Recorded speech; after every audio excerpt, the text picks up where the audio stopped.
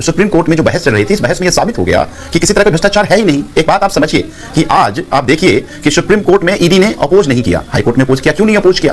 क्योंकि 3 क्वेश्चन जो supreme court में पूछा गया, 3 क्वेश्चन, उसका जवाब इनके पास नहीं था। और फिर उसके बाद जस्टिस सुप्रीम कोर्ट ने यह कहा कि अगर आप बिल का अपोज करोगे तो सेक्शन 40 में सेक्शन 45 में हमें सुनना पड़ेगा, और सेक्शन 45 में अगर वो सुनेंगे तो इसका मतलब यह है कि वो कंप्लीटली बेल देना पड़ेगा, और सेक्शन 45 में अगर बेल मिली तो रीजनेबली केस खत्म हो जाएगा। क्योंकि पीएमएलए का सेक्शन 45 कहता है कि अगर जज बेल दे रहे हैं तो ही presume reasonably accused is innocent, तो इसका मतलब केस खत्म हो जाएगा। तो इस डर से आज ईडी नहीं करी। अब देखिए बड़ी अच्छी बात सुप्रीम कोर्ट में पूछा कि जिस दिनेश अरोड़ा के बयान पे आपने संजय सिंह को जेल भेजा था, वो दिनेश अरोड़ा का एक 10 बयान है, 9 बयान में संजय सिंह जी का नाम नहीं लेता है, 10वें बयान में संजय सिंह जी का नाम ले लेता है। तो कोर्ट ने कहा कि वो 9 बयान को रिकॉर्ड पे लाए। यही बात अरविंद केजरीवाल जी के साथ भी है कि जो 2 गवाह के बयान पे आपने अरविंद केजरीवाल जी को जेल भेजा, वो दोनों के एक के 5 गवाह अरविंद जी का नाम नहीं है, एक के 9 पहले गवाह नाम नहीं है, तो और वो दोनों को ये ईडी रिकॉर्ड पे नहीं ला रही है। तो इसका मतलब है कि साफ साफ साबित हो गया ना कि भ्रष्टाचार की कोई बात ही नहीं थी। केवल ये पिछले 1.5 साल से टीवी डिबेट बनाने के लिए बदनाम करने की कोशिश की जा रही थी। वो दूध का दूध और पानी का पानी हो गया। रही आपकी बात, देखिए दिल्ली की जनता और दिल्ली के चुने विधायक सब ये कह रहे हैं कि ये मैंडेट अरविंद केजरीवाल का है। अगर अरविंद केजरीवाल जी का मैंडेट है तो अरविंद केजरीवाल जी सरकार चलाएंगे, चाहे अरविंद केजरीवाल जी चुने जेल भेजा है तो अगर झूठ के बुनियाद पे जेल भेजा है तो अरविंद केजरीवाल अगर जेल में है तो जेल से मुख्यमंत्री बने रहेंगे और सत्ता चलती रहेगी। तो मुझे लगता है ये जनता पार्टी को नहीं करना चाहिए। सुधांशु जी, आपको डिबेट के लिए, देखिए संजीव झा जी कह रहे हैं आपको डिबेट के लिए विषय बनाना था, डिबेट के लिए विषय बनाना था तो बहुत विषय था। संजीव झा जी आ रहा हूं वापस, संजीव झा जी का ऑडियो जरा कनेक्ट कर दीजिए। Thank you. सुधांशु जी वो ये कह रहे हैं भाई आपको डिबेट के लिए इशू बनाना था, वो ये कह रहे हैं कि वो तो शुरू से कह रहे थे, और आज जब एनफोर्समेंट डायरेक्टरेट ने आपके कलीग और राज्यसभा के सांसद संजय सिंह जी का बेल को अपोज नहीं किया तो आम आदमी पार्टी को और एनर्जी मिल गई। आम आदमी पार्टी कह रही भाई हम यही तो कह रहे थे कि भैया कुछ गलत नहीं है, और वही हुआ। अब संजीव झा ने यही कहा कि देखो ये तो सिर्फ शुरुआत है, अगली बेल अरविंद केजरीवाल को मिलेगी, क्योंकि ये ही वर्सेस सी है, he said versus she said. उसने कहा A versus B, Dinesh Arora ने कहा लेकिन कोई प्रूफ नहीं है, किसी और ने कहा, महेंद्र ने कहा लेकिन प्रूफ नहीं है, एक्स ने कहा प्रूफ नहीं है। ये दावा कर रही है अब आम आदमी पार्टी। जी सुधांशु जी अब बताइए। देखिए जैसे आम आदमी पार्टी का चरित्र है कि पल पल परिवर्तित प्रकृति वेश, उसी प्रकार के बयान भी चेंज होते हैं। कल तक लोकतंत्र की हत्या हो गई थी, वैसे पिछले 10 साल में 100 बार तो लोकतंत्र की हत्या हो चुकी है, मगर आज लोकतंत्र जीवित हो गया। संजीव झा जी भी क्या बोल रहे थे, अनेक प्रकार के तर्क दे रहे हैं कि न्यायालय ने ये समझा, न्यायालय ने वो किया, वाह। और कल जब न्यायालय ने केजरीवाल जी को बेल नहीं दी तो ईडी ने ये किया, ईडी ने वो किया। ये जनाब ये जो होता है कि अपने अनुसार, इसीलिए 600 लोगों को लिखना पड़ा कि अदालत पे दबाव बनाने के लिए इस प्रकार की बात किए जाते हैं कि अगर इलेक्टोरल बॉन्ड पे सरकार के खिलाफ है जजमेंट तो लोकतंत्र की जीत है, वरना लोकतंत्र की हत्या है। अगर चंडीगढ़ पे आपके पक्ष में है तो लोकतंत्र की जीत हो गई, अन्यथा हत्या हो गई। अगर राहुल गांधी जी की सदस्यता बहाल कर दी कोर्ट ने तो लोकतंत्र की जीत हो गई, अन्यथा राहुल गांधी जी उसी तेवर में इंग्लैंड में जाके कहेंगे डेमोक्रेसी इज फिनिश्ड, तो पूछा जाएगा you are talking about judiciary also, yes all the institutions are finished. तो भाई मेरे भाई समझ में नहीं आता आप कहना क्या चाह रहे हैं। जहां तक न्यायालय के अंदर क्या हुआ, मैं ईमानदारी से कहना चाहता हूं, न्यायालय के संज्ञान में क्या क्या तथ्य हैं वो सिर्फ न्यायालय को पता है, उसमें ना हम बोल सकते ना आप।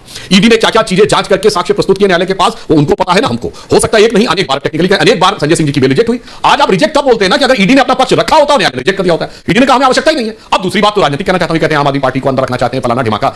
अभी आप बोल रहे थे ऐश्वर्या जी कि संजय सिंह जी, आपको पता है ये सांसद नहीं है, ये राज्यसभा में आम आदमी पार्टी के नेता सदन है। हाँ। यानी अगर आप देखें तो एक यूनियन टेरिटरी की गवर्नमेंट, जो छोटा सा राज्य है दिल्ली, उसके मुख्यमंत्री के मुकाबले संवैधानिक दृष्टि से नेता संसदीय दल की हैसियत ज्यादा होती है। जी। और अगर आप देखें तो भाषण देने के मामले में और सदन में हल्ला मचाने के मामले में ये केजरीवाल जी से 20 है। और अभी आप अपने इंट्रोडक्शन में बोल रहे थे cutting cross the party line contact बहुत है। उत्तर प्रदेश चुनाव से पहले सपा से बात करने के लिए इनको भेजा गया। तो भाई अगर हमें राजनीतिक रूप से रोकना होता तो अगर और इनके हिसाब से तथाकथित रूप से ईडी हमारे कहने में काम कर रही होती तो ये काहे होता। अपनी बात को खुद आकार करते हुए चले जाते हैं, इसी कारण से इनकी बातों पर लोग चाहकर भी भरोसा नहीं कर पाते हैं। ये इनके सामने समस्या हो रही है। वास्तविकता में इनको ईमानदारी से स्वीकार करना चाहिए कि आज की स्थिति यह है कि एकदम ऑब्जेक्टिवली एजेंसीज काम कर रही है, और यदि किसी को साक्षी, किसी को उद्देश्य थोड़ी है कि परमानेंट जेल में रखना है। अब बात समाप्त हो गई, विषय समाप्त हो गया। अगर उनको लगा कि जो वांछित जानकारियां थी मिल गई, और हो सकता है संजय सिंह जी ने सहयोग किया हो, जैसे केजरीवाल जी सहयोग नहीं कर रहे थे। अब केजरीवाल जी तो गांधी परिवार से ऊपर हो गए।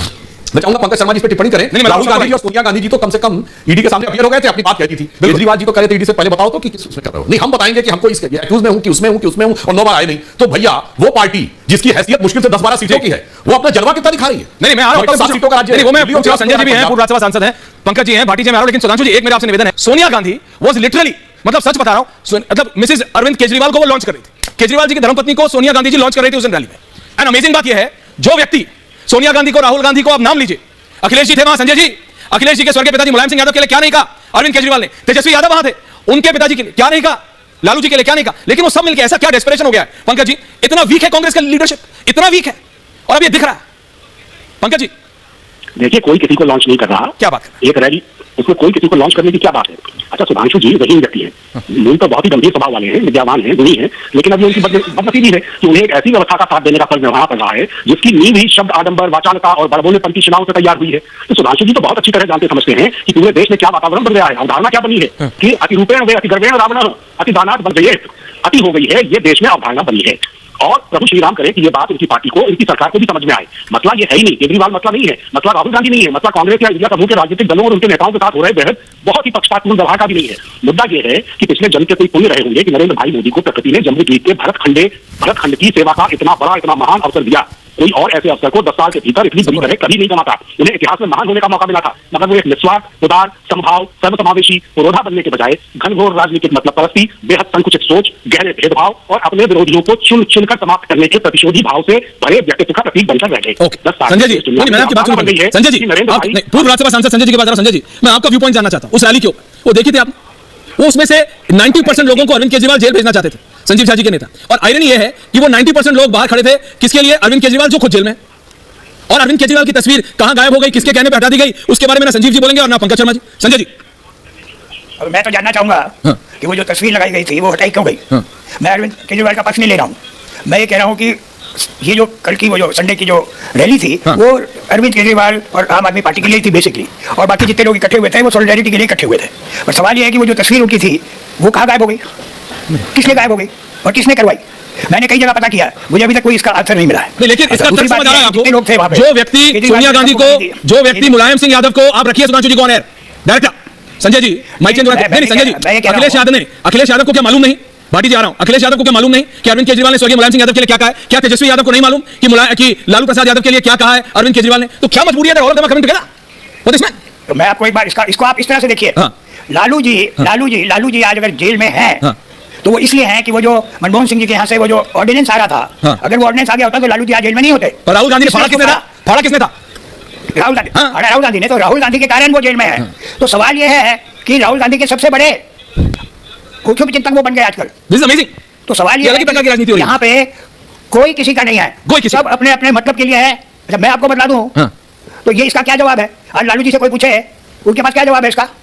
कोई जवाब नहीं है। तो खाली केजरीवाल ने किया सबके लिए, वो तो किया ही, सारे एक दूसरे के लिए करते हैं, सारे एक दूसरे के खिलाफ करते हैं। सबसे मुख्य ज्यादा जो भाटी जी आपका व्यू पॉइंट सुधांशु जी आ रहा हूं। नहीं, और कांग्रेस पंकज जी जवाब बोलते हैं केजरीवाल दोनों मेन कल्प्रिट्स हैं। ओके, भाटी जी, एक टिप्पणी मैं आपके प्रश्न पर करना चाहता हूं और एक टिप्पणी मैं सुधांशु जी के वक्तव्य पर करना चाहता हूं। कर लो सर। आपने 3-4 बार ये प्रश्न उठाया कि केजरीवाल जिन लोगों के लिए बोलते थे, उन्हें जेल भेजने की बात करते थे, आज वो उनका साथ क्यों दे रहे हैं? तो मैं आपको ये पहले बता दूं कि राजनीति में जो इस स्तर तक व्यक्ति पहुंचते हैं उन्हें इतने छोटे दिल और दिमाग से नहीं सोचना चाहिए। छोटे जनता को बेवकूफ बनाने के लिए बोलते हैं। आदमी बड़ा महान विचारधारा उसकी होती है। तब भाटी जी, आप एक समय नहीं सुनिए, मैं आपसे बात करते, मैं आपसे बात तो करूंगा, आप ये मत बोलेगा टोक रहा है। आपने बात बोली, आप मुझे बात बताओ भाटी जी, आप एक समय वरिष्ठ पत्रकार भी रहे हैं। एक नेता ये कहता है कि मैं दुनिया बदल दूंगा, मैं देश बदल दूंगा, मैं राजनीति बदल दूंगा, मैं राजनेताओं को बदल दूंगा, ये राइट में भी खराब है, ये लेफ्ट में भी खराब है, मतलब आधे इधर वाले आधे उधर वाले, सिर्फ जो थोड़े मेरे पीछे वो ठीक है, राइट?